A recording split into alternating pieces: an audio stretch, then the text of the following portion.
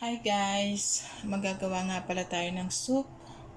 Today, ang soup natin ay vegetable. Ito siya, green leaves pak choy sa Chinese.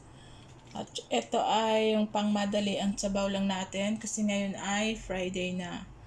So, meron akong salty egg, dalawang salty egg, tapos century egg, at gagamit tayo ng maraming ginger para tanggal yung mga lansa-lansa. And gagamit din tayo ng garlic. Ito yung ating century egg. So tatanggalan natin ng balat, then ating gagayatin. Ayan, hihiwain mo natin ng ating century egg. Bali, gumamit lang ako ng dalawa. Ayan.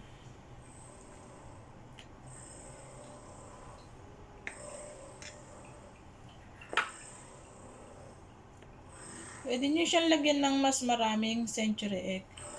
Ako, dalawa na lang yung available ko, kaya pinagkasya ko na. At yung sabaw ko, ano lang siya, good for one day. Kasi bukas ay Sabado na. So, ayan, nagayat ko na ganyan, no. Yung ating salted egg, ang kukunin lang natin yung pinakang yellow niya. Hindi kasama yung puti. So, itong gagamitin ko.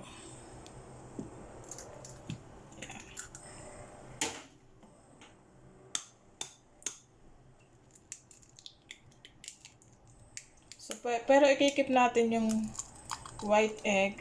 So, titingnan natin sa mga susunod na araw kung saan natin siya pwedeng ilagay. Ito lang yung gagamitin ko. So, bali hiwain ko siya. Ayan.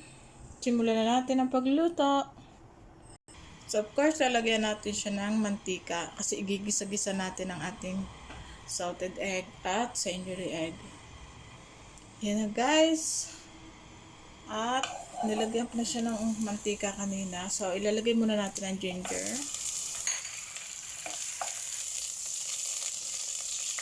So, huwag niyo siya susunugin masyado para hindi masira yung amoy. Tapos, isusunod na natin ang ating century egg.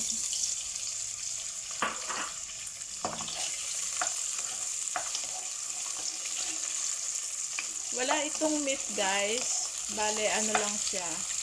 Mga salty egg, tapos yung gulay. So, perfect na perfect to sa mga ayaw ng karne. So, ilagay na natin ang ating egg yolk, salty.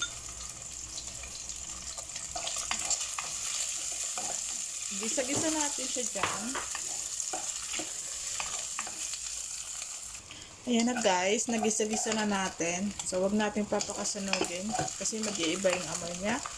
Tapos, lalagyan na natin siya ng tubig.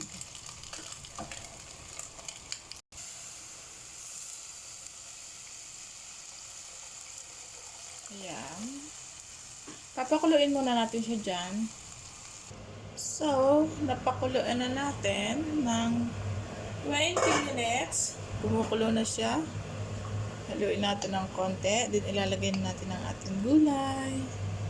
So, ito talaga ay swak na swak sa mga mabilisang luto. Hindi ka naka-prepare.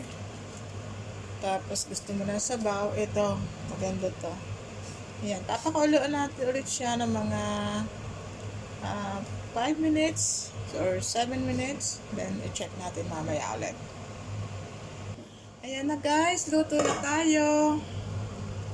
Tatry na natin ang ating sabaw. Oh my gosh, very healthy ang ating soup. Kaya, itry nyo na guys ang pagluluto nito. Biyahin nyo lang yung video ko na to and then, magugustuhan nito sa susunod na pagluluto nyo. Napakasarap talaga. Ito, gustong gusto ng amo ko to. Nakailang beses na ako magluto nito. Ayan. Diba? Thank you guys for watching. Have a nice day.